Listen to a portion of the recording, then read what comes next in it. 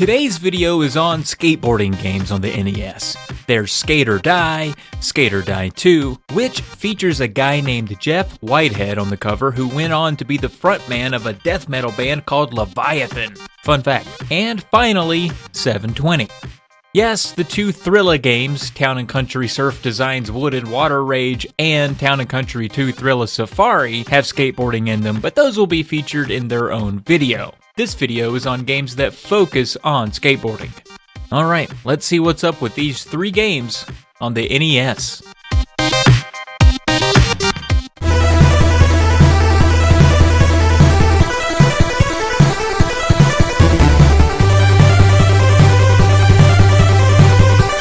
If you recall my video on Ski or Die back in January of this year, 2020, then Skate or Die should look familiar as Ski or Die was derived from this concept. Like in Ski or Die, you start out face to face with Rodney, who yes, does look like Rodney Dangerfield if he were a long-haul trucker back in 1994. So Dangerfield has to be the inspiration. You can move the cursor around the screen and select a few different options in view of Rodney, or he'll just talk to you. There's really no point in this menu method other than to try to be cool. You can enter your initials for high scores, or elect to go to practice, or go compete.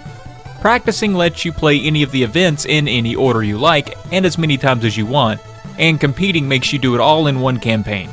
My issue with these games is that there really isn't a lot of fun to be had if you're by yourself. Without a pal to compete against, you end up just competing against yourself and your own high scores. All the game really needs to do is insert a few fake names and a few fake scores to make me feel like I actually won something. Anyway, there are 5 different events you can participate in. The first is freestyle, where it's just you and a half pipe. You get 10 tries to score as many points as you can by pulling off a bevy of different tricks. The tricks you do depend on how many times you press A while you're in the half pipe and the direction you're pressing on the D-pad. I find these events in games typically pretty frustrating, but in Skate or Die I was able to pull off some cool tricks more times than not, including aerials, rail slides, and ollies. The manual maps all of the moves out for you. The next event is high jump. You're still in the half pipe here, but the point is to get your speed up enough to elevate your board high up on the right side. It's a lot of button spamming to get that speed up, but once you think you're as high as you can get, press A to lock in your height. You have 5 chances to lock in your height, but as soon as you lock it in, that's it. No more attempts for you, so make sure you nail it before you bail it. The third event is simply called Jam.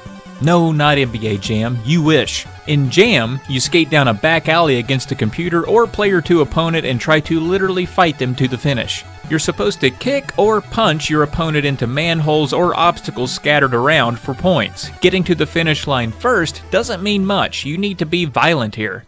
It's worth noting that out of the gate you can choose between the normal or goofy foot layout, which invert the controls depending on your choice. The fourth event is simply called Race, and this one is honestly pretty easy and kinda lame.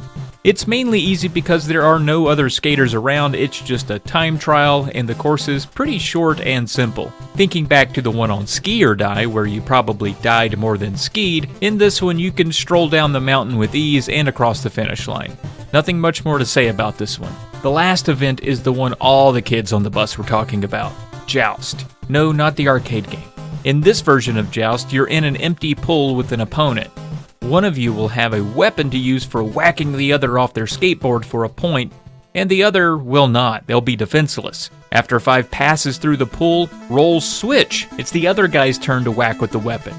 Here the game shows a little personality and gives you an option for who you want to face, with each opponent varying in difficulty. Not to mention, Joust gets pretty addictive after a while. It's pretty fun to knock the opponent flying off his skateboard, and it's tantalizing to be chased while you're weaponless. All in all, if you choose to play Skate or Die, it's advised you bring a friend along for the ride to maximize the fun you can get from it, although Joust is a good time. It's really not worth going out of your way for on its own though. What could a sequel do differently?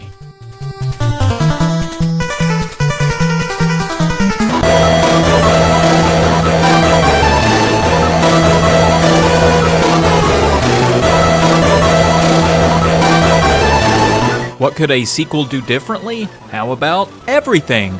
Also, in the beginning, it has some digitized music happening, and I think I like it.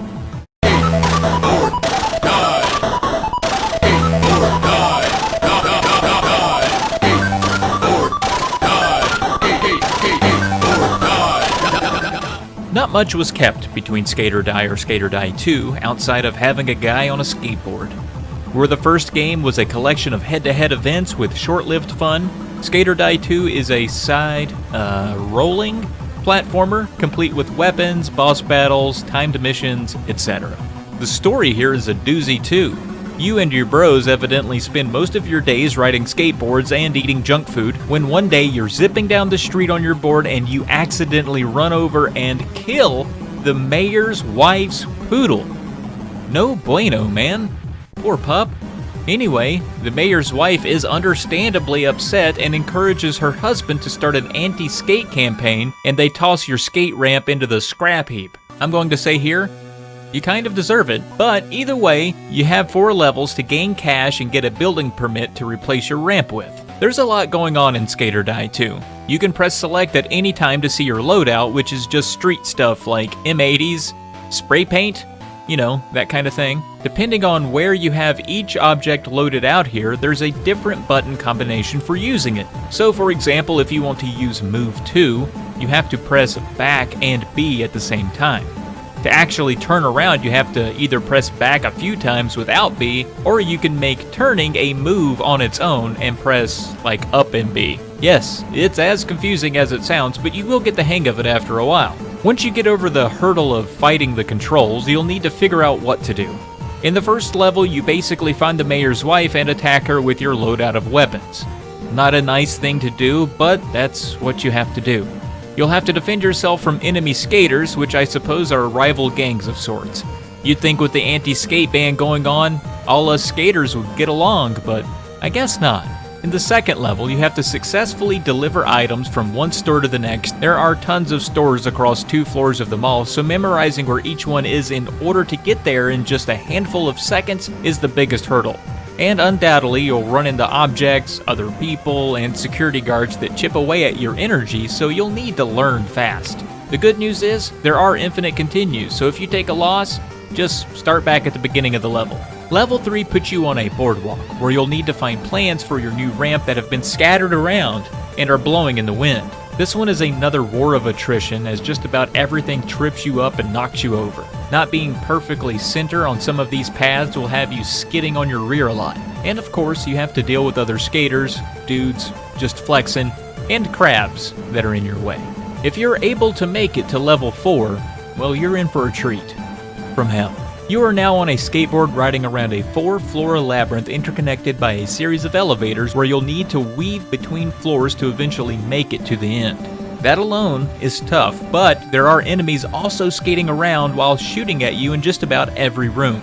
You'll need to have good aim with your weaponry to survive this level, as you'll definitely become lost and stuck at some point. I had some fun moments with Skate or Die 2, honestly. A lot of the music is pretty great as well, and I haven't really mentioned the cutscenes, but even those are really good and well done. So while I can appreciate that the game is much more than a meaningless head-to-head minigame compilation like the first, I'm not sure action side-scroller was what anyone had in mind for an improvement. The controls are tough to get used to, hit detections are often too finicky, and the final level is grueling. But there is also a half-pipe portion of the game too, if you don't feel like skating around and spray painting people in the face, but actually want to do some skateboarding stuff instead. It's a little empty, and is only 1 player, but you can skate around and do a series of tricks to your heart's content. Okay, and the last game.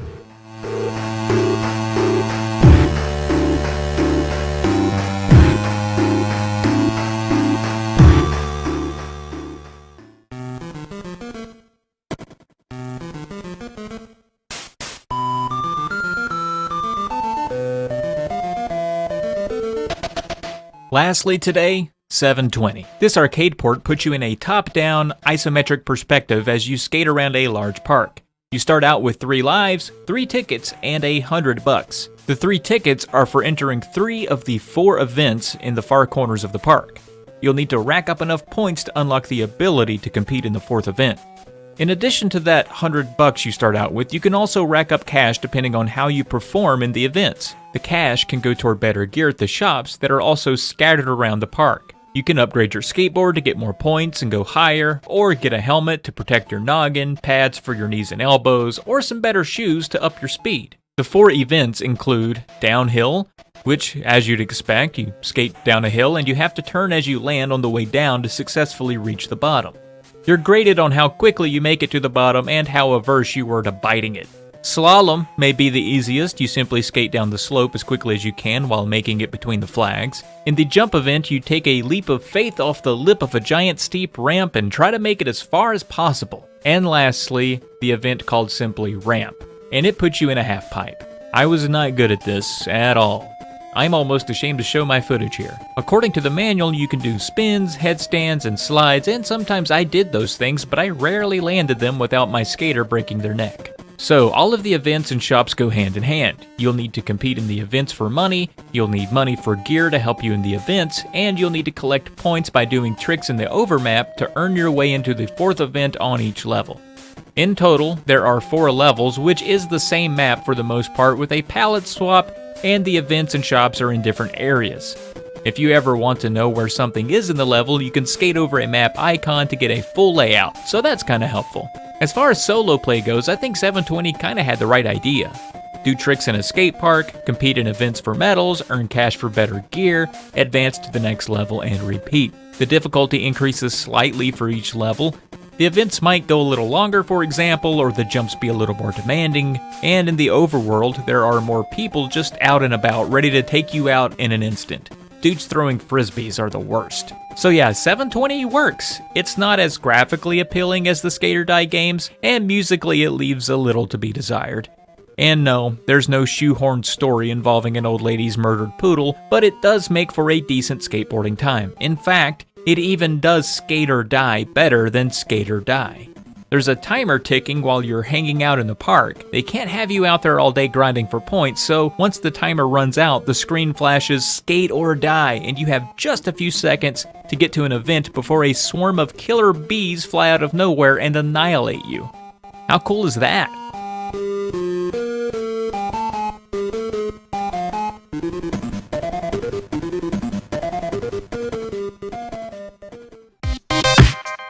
Each of these are vastly different games, which is kind of refreshing for games based on the same sport. For 2 players, your best and only option is Skate or Die. For single player, I think the most enjoyment to be had is with 720, but if you want a challenge and a goofy story to go along with it, Skate or Die 2 is everything you need.